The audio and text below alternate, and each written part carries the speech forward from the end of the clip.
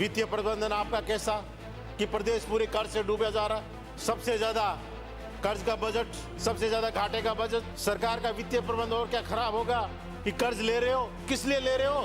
पुराना कर्ज चुकाने के लिए ले रहे हो। कर्ज ले रहे हो, किस ले रहे हो? ब्याज चुकाने के लिए ले रहा हो। आपका आधा पैसा तो सिर्फ ब्याज और उसमें जा रहा है। भवनों की बात करी, पिछली बार शिक्षा मंत्री जी ने अतिवृष्टि के साम आनन फानन में आदेश दे दिए, आनन फानन में सही भवनों को भी तुड़ा दिया। और अब जब बनाने की बात आई है तो 300 भवन पूरे प्रदेश में बना जाएंगे, जबकि एक एक विधानसभा क्षेत्र में 50-50 भवन आप लोगों ने तुड़वा दी। 40% हिस्सा राज्य का है, उसके लिए बजट में कितना प्रावधान किया है कहीं कोई उल्लेख नहीं। कहां से आएगा, किससे ये जी राम जी की आपकी योजना चलेगी? एक पैसे का भी उल्लेख इस बजट में आप लोगों ने नहीं किया है। अब सीकर या जयपुर जाने की जरूरत नहीं। सरकारी नौकरी का सपना अब झुंझुनू में ही पूरा होगा। बैंक, रेलवे या शिक्षक भर्ती, हर परीक्षा के लिए यहाँ मिलेगी सही गाइडेंस और बेस्ट फैकल्टी। आधार क्लासेस झुंझुनू, सफलता का सच्चा आधार। सभापति महोदय, वित्त मंत्री महोदया ने जो बजट भाषण पढ़ा उससे बड़ी निराशा हुई, और मुझे नहीं, पूरे प्रदेश और विशेष तौर से राजस्थान के 1/3 क्षेत्र को उसको बहुत बेहद निराशा हुई कि जिसको एक तरह से नहीं, या तो सरकार अपना हिस्सा नहीं मानती कि हम यहाँ के मुख्यमंत्री, या मुख्यमंत्री जी अपना हिस्सा नहीं मानते कि हम यहाँ के मुख्यमंत्री, कि उस हिस्से को पूरी तरह से इस बजट में उपेक्षा की गई है।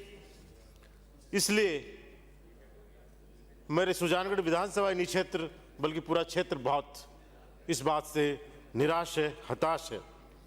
इस बजट में कुछ ऐसी मिथ्या घोषणाएं की गई हैं जो समझ से परे है, कि जैसे राजस्थान में ग्रीन कवर एरिया बढ़ाकर 20% कर दिया गया, जबकि सबको पता है, आंकड़े हैं कि प्रदेश में सिर्फ 9.4% वन क्षेत्र है।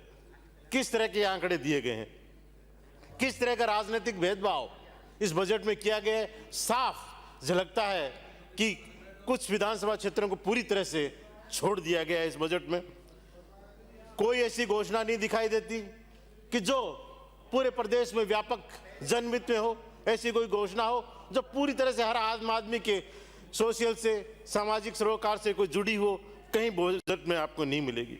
कुछ ऐसी घोषणाएं कर दी जिनका पूरी होना बिल्कुल संभव नहीं है, न उनके लिए कोई वित्तीय प्रावधान है। बैकडोर से आपने स्टाम्प ड्यूटी पर सरचार्ज 3% बढ़ा दिया, डीएलसी दरें आपने बैकडोर से बढ़ा दी, पेट्रोल डीजल पर वेट करने के आपको बात थी, उसका कहीं कोई जिक्र नहीं इस बजट में। बड़े स्मार्ट लैंग्वेज से आपने बहुत सी चीजें लिख दी। बिंदी संख्या 74 में लिखा कि सैनिकों की छात्रवृत्ति हमने 180 रुपए से बढ़ाकर 2500 रुपए करी, और जब उसको पढ़ा तो उसमें 2500 रुपए प्रति वर्ष अगर उसको महीने में करें तो 208 रुपए ही होते हैं। ये आपकी स्मार्ट लैंग्वेज है। वित्तीय प्रबंधन आपका कैसा कि प्रदेश पूरे कर्ज से डूबा जा रहा, सबसे ज्यादा कर्ज का बजट, सबसे ज्यादा घाटे का बजट। जीएसडीपी का आज लगभग 37% तो प्रदेश में ऋण दायित्व है, और ये लगभग एडजस्ट किया हुआ है कि इससे ज्यादा एफआरबीएम में आपको अनुमति नहीं है। और इसमें सरकारी उपकरणों ने उन्होंने कितना कर्ज लिया है उसका कोई जिक्र नहीं है। सरकार का वित्तीय प्रबंधन और क्या खराब होगा कि कर्ज ले रहे हो, किस लिए ले रहे हो? पुराना कर्ज चुकाने के लिए ले रहे हो। कर्ज ले रहे हो, किस ले रहे हो? ब्याज चुकाने के लिए ले रहा हो। आपका आधा पैसा तो सिर्फ ब्याज और उसमें जा रहा है। ये नीति है। राजकोषीय घाटा जो पिछली बार था वो बढ़ के 72,492 करोड़ रुपए आपने बजट में ही पढ़ा, और इस बार भी आपने अनुमानित आकलन किया 80,000 करोड़ रुपए राजकोषीय घाटे का किया है। मार्च 27 में वित्तीय वर्ष खत्म होगा तब पता चलेगा कि कहां आपका घाटा पहुंच गया। स्मार्ट तरीके से आपने इसे एडजस्ट करने की कोशिश करी कि कहीं ये 3.7% से ऊपर न चला जाए, और इसलिए इसको 3.69% पे लाके एडजस्ट करके एकदम विंडो ड्रेसिंग से आपने इसको करने की कोशिश की।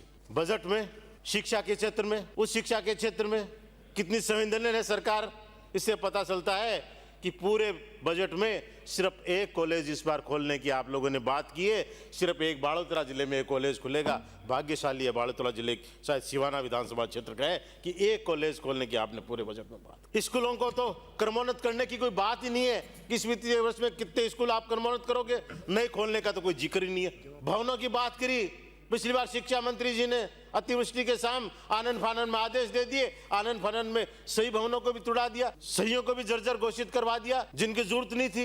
उनको मरम्मत किया जा सकता। और अब जब बनाने की बात आई है तो 300 भवन पूरे प्रदेश में बना जाएंगे, जबकि एक एक विधानसभा क्षेत्र में 50-50 भवन आप लोगों ने तुड़वा दी। आप लोगों ने हलफनामा दिया कि 21,000 करोड़ की आवश्यकता है, एलोकेशन 400 करोड़ का है। क्या इस तरह से शिक्षा का ढांचा सुधरेगा? बिना किसी ठोस नीति के आपने उस समय ये कर लिया। चिकित्सा क्षेत्र में पूरे बजट में एक सीएस उप जिला चिकित्सा खोलने की आप लोगों ने बात करी। सीएससी पूरे प्रदेश में सिर्फ 3 सीएससी खोलने की आपने इस बार बात करी, 7 पीएचसी की बात करी। क्या इस तरह से चिकित्सा व्यवस्था सुधारो? 11 केंद्र खोल के आप प्रदेश में चिकित्सा व्यवस्था सुधारने की बात करोगे? जिला अस्पताल कितने हो उसमें 0। ट्रॉमा सेंटर की कोई बात नहीं, क्या कहां कर? पिछली बार नॉन पैचेबल सड़कों का 10-10 करोड़ रुपए कई वर्षों से देते आ रहे हैं, इस बार उसको भी आपने कम कर दी। मरुस्थलीय क्षेत्र में तो वो 15-15 करोड़ थे, सब जगह आपने एक समान बात कर ली कि भी हम 7-7 करोड़ देंगे, और मिसिंग लिंक के जो अलग से मिलता था उसको आप 3 करोड़ पे लेके आ गए। 600 करोड़ पूरे प्रदेश में, 1400 करोड़ पूरे प्रदेश में, वो हर चीज में कटौती। क्या इस तरह से राजस्थान विकास की तरफ अग्रसर होगा? और शहरी सड़कों में, शहरी क्षेत्र में हमेशा सड़कें मिलती थी 10 किलोमीटर, 20 किलोमीटर, 30 किलोमीटर, जिस आबादी के शहर नगर पालिकाएं, नगर परिषद होती थी। पिछली बार भी आपने गायब कर दी और इस बार भी गायब। एक पैसे का एलोकेशन शहरी क्षेत्र की सड़कों के बजट के लिए नहीं है कि शहर के सड़कों के बजट को कैसे सुधार होगा, एक पैसे का नहीं है। नरेगा आपने बंद कर दी, आपकी डबल इंजन की सरकार है, केंद्र बंद कर दी। जी राम जी के नाम से योजना लेके आए, पहले पूरी योजना केंद्र वित्त पोषित थी ये, अब इसका 40% बाहर राज्य पे पड़ रहा है। 40% हिस्सा राज्य का है, उसके लिए बजट में कितना प्रावधान किया है कहीं कोई उल्लेख नहीं। कहां से आएगा? किससे ये जी राम जी की आपकी योजना चलेगी? एक पैसे का भी उल्लेख इस बजट में आप लोगों ने नहीं किया है। बात यमुना जल समझौते की मैं भी उस जिले से आता हूं, चूरू सीकर झुंझुनू की आपने बात करी कि हम इसको धरातल में लाएंगे। बजट एलोकेशन के नाम पे आपका 0। अभी तक 2 साल में 1 रुपए का बजट एलोकेशन आप लोगों ने नहीं किया। क्या उससे ये धरातल पे योजना आएगी? ईआरसीपी का कोई जिक्र नहीं। सबसे ज्यादा निराशा किसानों को, कि किसानों का बजट हर चीज में आप लोगों ने कटौती कर दी। और बहुत बड़ी निराशा कि SC/ST के लिए जो बजट मिलता था उसमें भी सारी चीजें गायब हो गई। अनुजा का बजट, जो अनुसूचित जाति जो वित्त निगम है, जिसका 500 करोड़ 1000 रुपए का बजट होता, इस बार आपने कहीं कोई जिक्र नहीं, 0 बजट कर दिया। संबल ग्राम का पिछली बार 10 करोड़ का बजट था, उसमें आपने 1 रुपया खर्च नहीं किया और इस बार तो इसने गायब भी कर दिया। क्या संबल गांव सबसे ज्यादा उम्मीद सरकार ने नहीं रखते कि सबसे ज्यादा विकास उन गांव की जरूरत है, उनका आपका कहीं जिक्र नहीं। ये आपकी योजना। सड़कों के बजट जो पिछली बार 7000 करोड़ का था, आप 4000 करोड़ पे ले आए।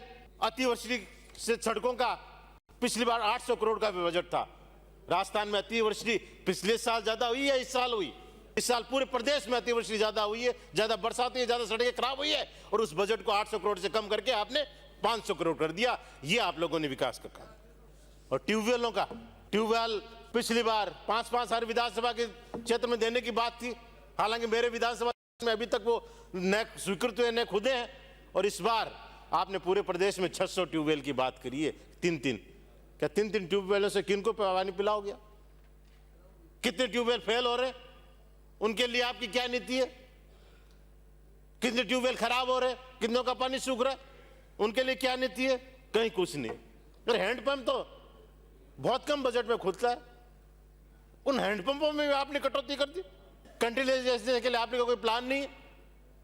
गर्मी का मौसम आ रहा है, उसमें भी पिछली बार 2-2 करोड़ रुपए जिलों के थे, इस बार उसको 1-1 करोड़ आप लोगों ने कर दिया। इस तरह से आप फार्म पॉन्ड पिछली बार 900 करोड़ का अनुदान था, आप 585 करोड़ पे लिया है।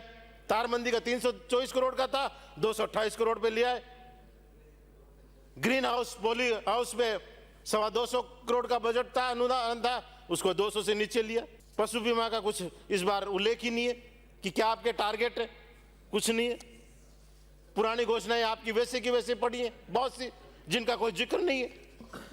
मेरे क्षेत्र की बात करूं, आपने बाड़ा में ओवरहेड टैंक बनाने की बजट घोषणा की रही थी, उस पर अभी तक 1 रुपए का काम शुरू नहीं हुआ, अभी कुछ नहीं हुआ। आपने लुहारा में GSS की बात करी, GSS का भूमि चिन्हित होगी, काम कोई शुरू नहीं।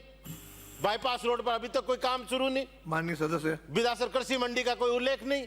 फिर भी अगर सरकार उस क्षेत्र को भी अपना हिस्सा मानती है तो कुछ मेरे विधानसभा क्षेत्र की मांगे हैं, अगर उसको कर सको।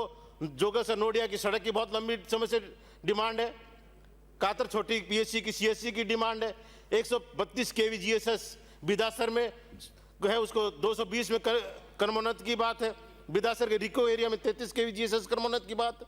सालासर जो धार्मिक स्थल है वहां बहुत ज्यादा धर्मशाला बन गई, लोड बहुत हो गया, वहां अतिरिक्त 33 केवी जीएसएस की डिमांड है। सुजानगढ़ में उपकारागार की अति आवश्यकता है, जिस तरह से ड्रेनेज सेकंड फेज के स्वीकृति की आवश्यकता है, सीवरेज थर्ड फेज की स्वीकृति की आवश्यकता है। सुजानगढ़ शहर में 132 केवी का अतिरिक्त जीएसएस का प्लान विभाग ने काफी समय से भेज रखा है, उसको स्वीकृत करने की बात महंत है। बालकनाथ, झलको